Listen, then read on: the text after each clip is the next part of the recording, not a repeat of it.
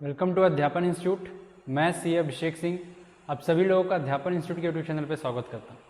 आज जो मैं टॉपिक आप लोग के साथ डिस्कस करने वाला हूं वो मैं डिस्कस करूंगा आप लोगों से क्लास 11th के अकाउंटिंग में chapter number 4 that is process and bases of accounting. तो अकाउंटिंग का मीनिंग आप सभी लोग को पता ही होगा। तो अकाउंटिंग का मीनिंग आप सभी लोगों को आप सभी लोग जानते ही होंगे कि what is meaning of accounting. मैं आज यहाँ पे आप लोग को अकाउंटिंग का मीनिंग नहीं समझाने वाला हूँ। आज मैं आप लोग को समझाऊंगा कि प्रोसेस क्या है, ओवरऑल अकाउंटिंग का प्रोसेस क्या है। प्रोसेस इन द सेंस कि स्टेप्स क्या क्या हैं अकाउंटिंग को रिकॉर्ड करने के लिए। सबसे पहला स्टेप क्या होगा, फिर सेकेंड स्टेप क्या होगा and third and fourth step. ठीक है, तो स्टार्ट करते हैं। देखिए, हर एक चीज़ का एक प्रोसेस होता है, हर एक चीज़ का एक प्रोसेस होता है। कुछ भी मतलब आप लेट सपोज अगर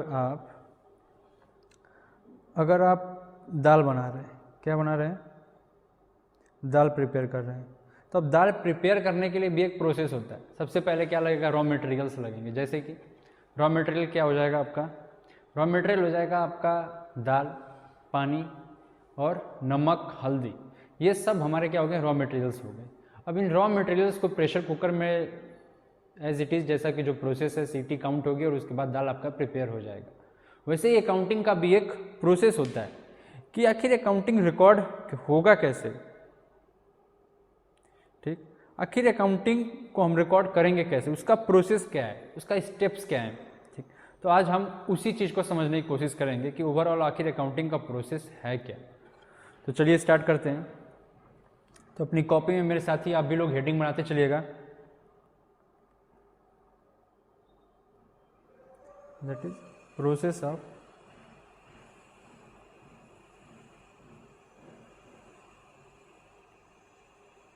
अकाउंटिंग। ठीक, तो प्रोसेस ऑफ अकाउंटिंग में सबसे पहला स्टेप क्या हो जाएगा, सबसे पहले हम ट्रांजैक्शन को आइडेंटिफिकेशन ऑफ ट्रांजैक्शन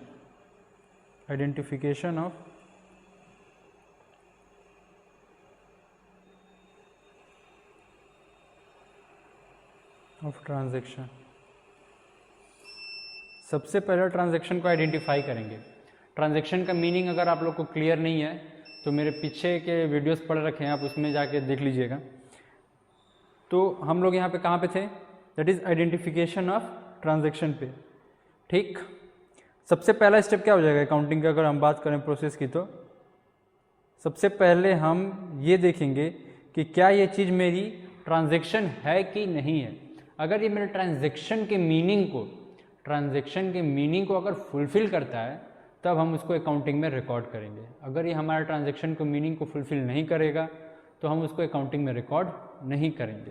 ठीक, तो ट्रांजैक्शन को रिकॉर्ड करने के लिए ठीक सोर्स डॉक्यूमेंट होते हैं। सोर्स डॉक्यूमेंट क्या होता है, अगर हम सोर्स डॉक्यूमेंट की बात करें तो क्या होगा, a document which provide evidence of the transaction. Transaction होने का सबूत क्या है वो हमें बताता है source document.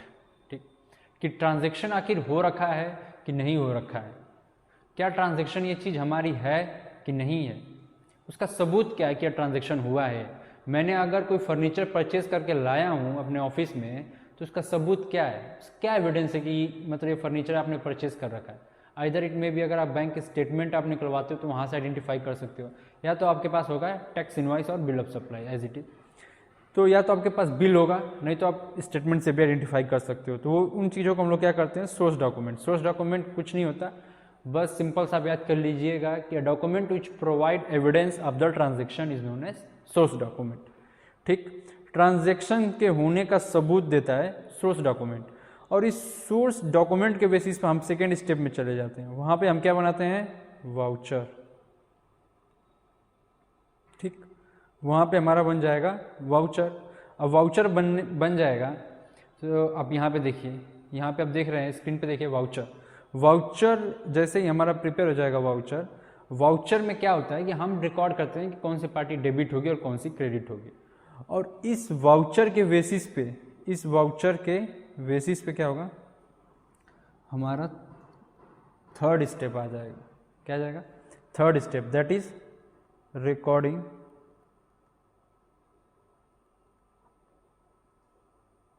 In books of original entry. ठीक, अब इस वाउचर के बेसिस पे हम लोग क्या कर लेंगे, रिकॉर्ड कर लेंगे जर्नल एंट्री उसकी। ओरिजिनल एंट्री अगर देखा जाए सिंपल सा, आप समझ लीजिए कि ओरिजिनल एंट्री कुछ नहीं, सिंपल सा क्या चीज़ हो जाएगा, ये हमारा क्या हो जाएगा बताइए, जर्नल एंट्री। हम उस वाउचर के बेसिस पे फिर जर्नल एंट्री पास कर लेंगे। अब जर्नल एंट्री पास करने के बाद हमारा यहाँ पे हो गया, जर्नल एंट्री यहाँ पे पास करनी है। अब इसके बाद का स्टेप क्या होगा, इसके बाद का स्टेप क्या होगा ओरिजिनल एंट्री के बाद बताइए। इसके बाद जो हम स्टेप पे चलेंगे वो चलेंगे, दैट इज़ फोर्थ स्टेप, और उस पर क्या होगा, पोस्टिंग टू लेजर।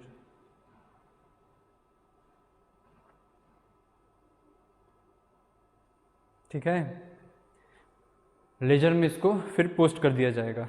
और हमारा fifth and final fifth step क्या है, that is preparation of trial balance.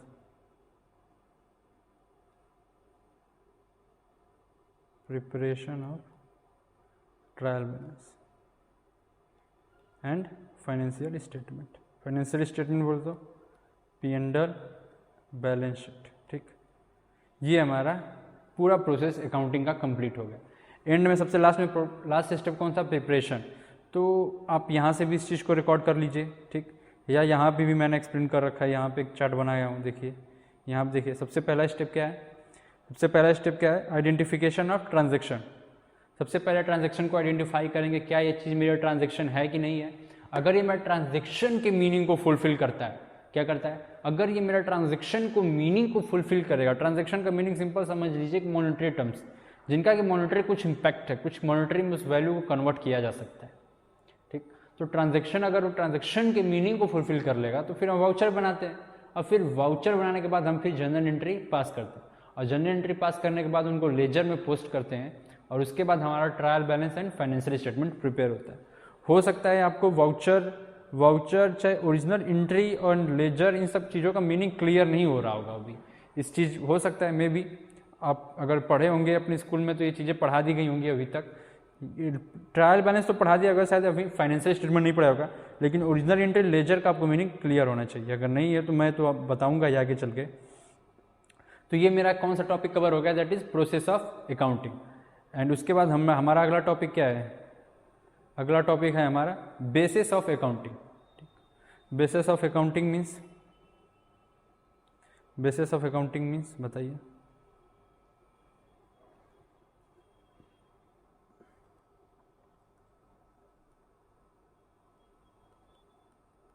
Basis of accounting, आखिर अकाउंटिंग का बेस क्या है।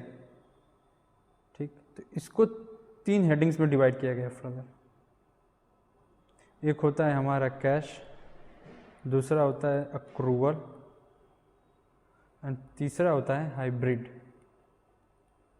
ठीक, कितने होते हैं बताइए, मेरे साथ बोलिए, कितने होते हैं basis of accounting. Cash basis of accounting, accrual basis of accounting, and the third one is that hybrid basis of accounting. Cash क्या करता है, कैश बेसिस ऑफ अकाउंटिंग क्या करता है, यहाँ पे इनकम और एक्सपेंडिचर को तब रिकॉग्नाइज करते हैं जब एक्चुअली में उसका कैश में पेमेंट हुआ हो, बैंक में पेमेंट हुआ हो। अगर वो उसका पेमेंट, चाहे मतलब आपने पेमेंट नहीं किया अपने कैश में, और या बैंक के थ्रू, या आपने रिसीव नहीं किया, तब तक उस इनकम और एक्सपेंस को हम क्या नहीं करेंगे, रिकॉग्नाइज नहीं करेंगे अपनी बुक्स ऑफ अकाउंट में। ठीक, और वहीं पर अक्रूवल क्या कहता है, अक्रूवल क्या कहता है बताइए। अक्रूवल को कैसे कुछ लेना देना नहीं है। अगर आपने इनकम कमाई है तो उसको आप रिकॉर्ड करिए, अगर आपने इनकम नहीं कमाई है तो आपको उसको रिकॉर्ड मत करिए। ठीक, वहाँ पे कैश और क्रेडिट का कोई लेना देना नहीं है। अरे सॉरी, अक्रूवल में cash as well as credit दोनों चीज़ों को रिकॉर्ड करते हैं, लेकिन कैश बेसिस में सिर्फ और सिर्फ कैश को रिकॉर्ड करते हैं। और वहीं पर हमारा थर्ड आ जाता है hybrid basis of accounting. Hybrid में क्या होता है, जहाँ पे कैश के भी बेसिस को और इन दोनों का मिक्स होता है, कैश प्लस अक्रूवल। ये एक्चुअली देखा गया डॉक्टर या लॉयर लोग इसको फॉलो करते हैं, लेकिन अगर प्रैक्टिकली देखा जाए, अगर मैं इसकी प्रैक्टिकली चीज़ों को बात किया जाए यहाँ पे, तो कैश बेसिस ऑफ अकाउंटिंग शायद ही कोई फॉलो करता है, मतलब इनफैक्ट मैंने तो अभी तक नहीं देखा है कैश बेसिस ऑफ अकाउंटिंग। इसका मेन जो रीज़न है कैश बेसिस, क्योंकि कंपनीज एक्ट 2013 इसको अलाउ नहीं करता है कि आपको cash basis of accounting follow करना, वो अलाउ ही नहीं करता है कंपनियों को। कंपनीज एक्ट क्या है, कंपनी के ऊपर लगने वाले कानून को हम कहते हैं कंपनीज एक्ट। कंपनियों को कंट्रोल करने के लिए भी एक कानून बनाया गया है, उस कानून का नाम है कंपनीज एक्ट 2013, ठीक है। तो यहाँ पे हमारा क्या कवर हो गया, cash basis of accounting accrual, इसका कोई लीगल एग्जिस्टेंस नहीं है, लेकिन ये जो कैश बेसिस ऑफ अकाउंटिंग है ना, ये बहुत ही इंपॉर्टेंट है।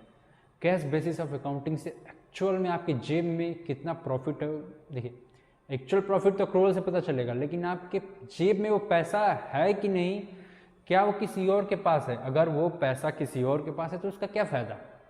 मैंने लेट सपोज अगर बात करूं, मैंने 10 लाख का सेल किया है उधार पे, 10 लाख का मैंने सेल किया है। अब भाई साहब जब पैसा ये रिकवरी नहीं होगा, वहाँ से रिकवरी नहीं करेंगे तो प्रॉफिट किसका, प्रॉफिट तो सिर्फ बुक्स में, लेकिन क्या मेरे जेब में है profit, the answer is no, आपके जेब में नहीं है प्रॉफिट। तो वहाँ किससे पता चलता है, वो हमें कैश से ही पता चलता है, लेकिन अक्रूवल ही आपको एक्चुअल प्रॉफिट बताता है कि आपने अगर सेल किया है तो वहाँ पे कैश और क्रेडिट दोनों को आपने रिकॉर्ड किया होगा, और जब दोनों को रिकॉर्ड किया होगा तभी हमें एक्चुअल प्रॉफिट का आइडिया होगा। यहाँ पे इनका डिफरेंस भी मैं करा देता हूँ आप लोगों को।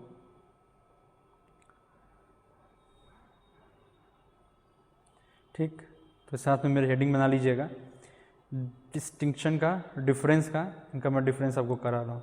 That is cash and accrual basis of accounting का डिफरेंस को हम कवर करते हैं।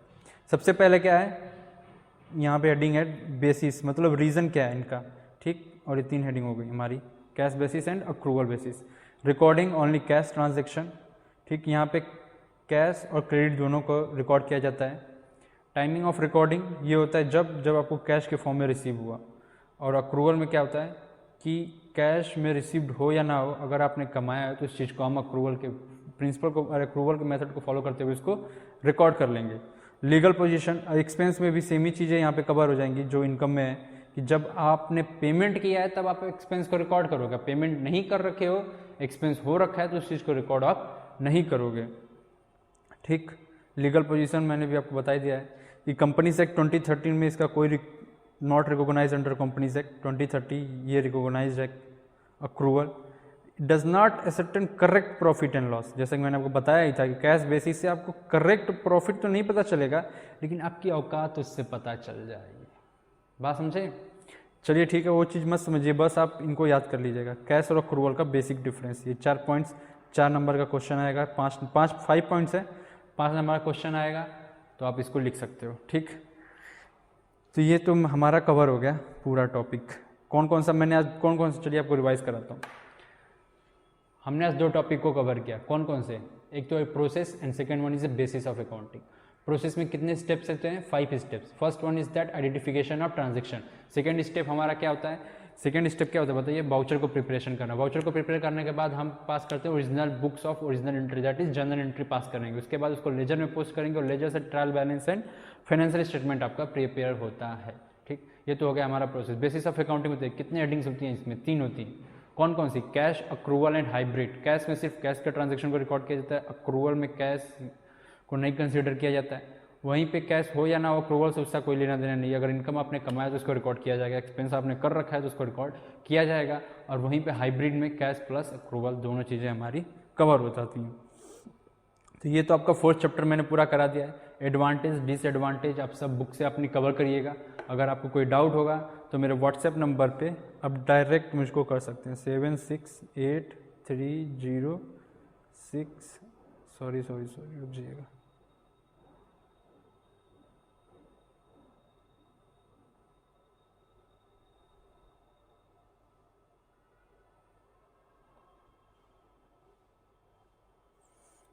तो आप मेरा नंबर नोट डाउन कर लीजिए, 7683067383। आप मुझको डायरेक्ट व्हाट्सएप कर सकते हैं मेरे नंबर पे, ठीक है। तो अब मेरे नंबर पे डायरेक्ट कर सकते हैं, अपनी बुक को पढ़िएगा। और इसको डिटेल में अगर आप पढ़ना चाहते हैं तो मेरे हिसाब से क्लास 11 के कोर्स को देखा जाए तो मोर देन इनफ मैंने आपको बता दिया, ठीक। आप वीडियो को पूरा देखिएगा, एक बार 2 बार, नहीं समझ में आएगा तो व्हाट्सएप करिएगा। एंड हमारी ऑफलाइन क्लास अध्यापन इंस्टीट्यूट मऊ में है, स्वदेशी कॉटन मिल के सामने, तो आप हमसे वहाँ भी कांटेक्ट कर सकते हैं। And thank you so much for watching this video.